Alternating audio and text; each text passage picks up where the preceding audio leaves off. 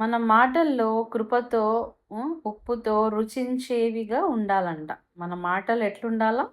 కృపతో, ఉప్పుతో రుచించేవిగా ఉండాలి. చూడండి వాక్య భాగం ఏం సెలవిస్తుంది? కొలసీలకు రాసిన పత్రిక 4వ అధ్యాయము 6వ వచనంలో, ప్రతి మనుష్యునికి ఎలాగు ప్రత్యుత్తరం ఇయ్యవలెనో అది మీరు తెలుసుకొనుటకై మీ సంభాషణ ఉప్పు వేసినట్టు ఎల్లప్పుడూ రుచిగలదిగాను కృపాసహితముగాను ఉండనీయుడి. చూసారా?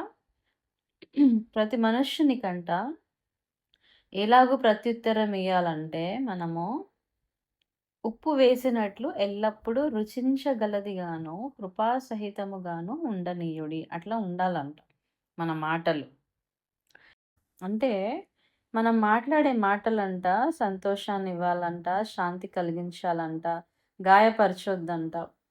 ఉప్పుతో రుచించేవిగా ఉండాలంట, కృపతో ఉండాలంట. అయితే ఒక మాటలో చెప్పాలంటే తొందరగా మాట్లాడితే పొరపాటు, నిదానంగా మాట్లాడితే జ్ఞానము.